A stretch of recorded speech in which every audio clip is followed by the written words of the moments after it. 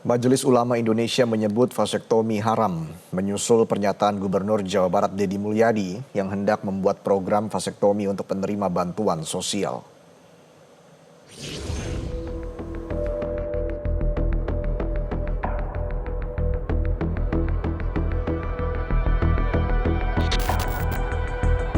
Merespons wacana program vasektomi untuk penerima bansos oleh Gubernur Jawa Barat Deddy Mulyadi, Majelis Ulama Indonesia Jawa Barat menyatakan vasektomi haram. Namun MUI Jawa Barat menyebut vasektomi bisa dibolehkan dengan sejumlah syarat. Kalau vasektomi itu dilakukan karena kebutuhan mendesak dan tidak bertentangan dengan syariat Islam, maka itu boleh, gitu kan. Yang kedua, tidak menimbulkan kemandulan permanen. Gitu, dijamin enggak orang yang divasektomi itu tidak mandul selama-lamanya gitu ya. Kemudian yang ketiga, ada jaminan dapat dilakukan rekanalisasi itu kan disalurkan kembali ya, kan vasektomi itu katanya ya diikat gitu kan. Kemudian bisa enggak nanti satu saat dibuka lagi, sehingga si yang divasektomi itu kan dalam ini laki-laki ya, itu bisa normal, senormal-normalnya gitu.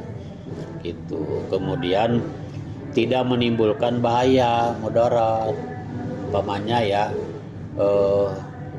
orang harus divasektomi gitu, tapi nanti si istrinya akan menimbulkan sakit atau bagaimana gitu ya, pokoknya mudarat lah, itu yang tidak boleh.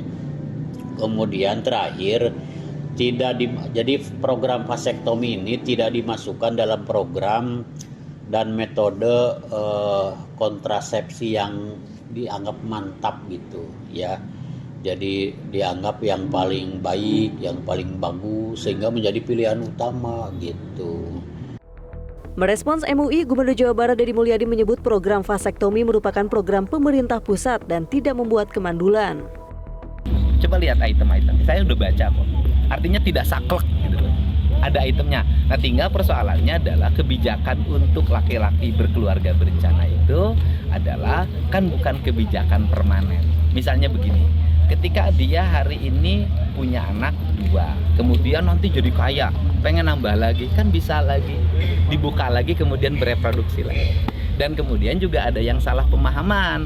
Ada secara umum vasektomi seolah-olah laki-laki kehilangan daya kelaki-lakiannya, itu salah. Gitu loh. Pemahaman yang salah. Nah, makanya Menteri Kependudukan dan Keluarga Berencana harus jajarannya mensosialisasikan pada masyarakat. Di sisi lain, Deddy dinilai menyalahi kewenangannya sebagai gubernur ketika menetapkan syarat-syarat penerima bantuan sosial.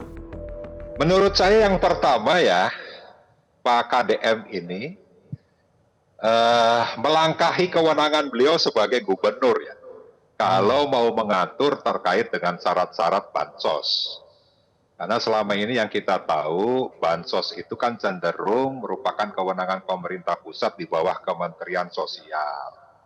Kecuali ya terhadap bansos yang akan dikeluarkan oleh pemerintah Provinsi Jawa Barat. Misalnya terkait inflasi ya, atau misalnya miskin ekstrim yang pernah dikeluarkan oleh zamannya Pak Ridwan Kamil. Tim Liputan Metro TV. Jelajahi cara baru mendapatkan informasi. Download Metro TV Extend sekarang.